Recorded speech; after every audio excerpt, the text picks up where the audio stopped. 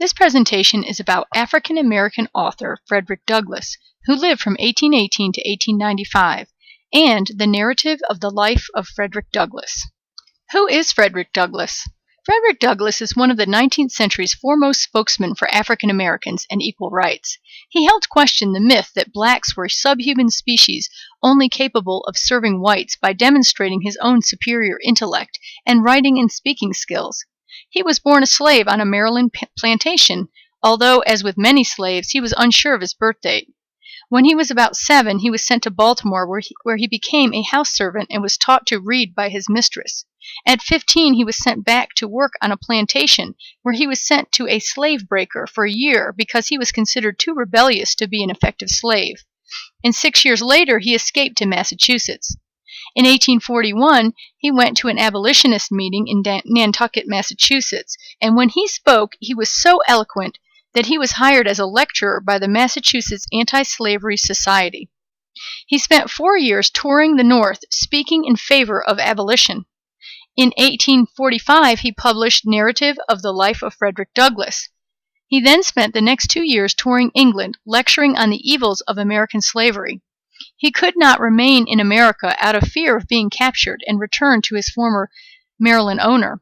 In 1847, his freedom was purchased by 2 friends, and he returned to America, where he continued to lecture and write newspaper editorials and magazine articles on abolitionist topics.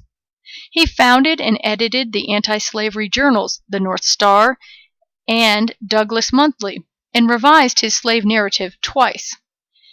During the Civil War, he recruited troops for the Union Army, and after the war was appointed to political office in the District of Columbia. He later became U.S. Minister to Haiti. Douglass married a woman named Anna, and they had 5 children. After her death, he married a white woman and feminist named Helen Pitts, and died 11 years later from a massive heart attack. Overview of the Narrative of the Life of Frederick Douglass. Narrative of the Life of Frederick Douglass is both an autobiography and one of the most famous examples of a fugitive slave narrative published in the North and banned in the South before the Civil War, and is one of the few slave narratives written wholly by a former slave himself. Slave narratives were immensely popular nonfiction personal accounts of what it was like to live in bondage that gave Northerners their closest look at slavery and provided an undeniable counter to the pro-slavery arguments and idyllic pictures of slavery described by slaveholders. Douglass's narrative was his response to accusations among abolitionists who refused to believe that such an eloquent and intelligent black man such as himself could have been a slave only a few years before. Other abolitionists also argued him to only speak of his experience as a slave and leave the philosophizing rhetoric and persuasive arguments against slavery to white abolitionists.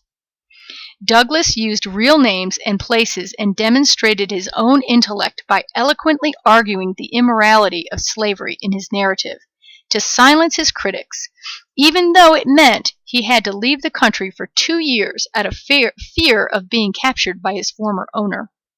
The narrative was an instant bestseller in 1845 and went through 5 printings. Douglass then wrote 2 additional editions of his autobiography, The Life and Times of Frederick Douglass and My Bondage and My Freedom. In addition to simply relaying his experience, Douglass also expanded the possibilities of slave narratives by persuasively arguing that slavery is an assault on selfhood, and its emphasis on revealing how he became an individual is characteristic of the tradition of American Romanticism. The narrative helped fuel anti-slavery writers such as Harriet Beecher Stowe, who indicted slavery with increasingly effectiveness up until the Civil War. Analysis of the narrative of the life of Frederick Douglass. Douglass is both the protagonist in the narrative and the narrator. As narrator, he shows how he has progressed from an uneducated, oppressed slave to an educated, worldly abolitionist. As narrator, he points out his own naivete and ignorance as a younger person. His narrative illustrates his own intelligence, complexities of emotion, and ability to reason and feel deep indignation at the brutality and injustice of slavery. Some of the themes of the narrative are as follows.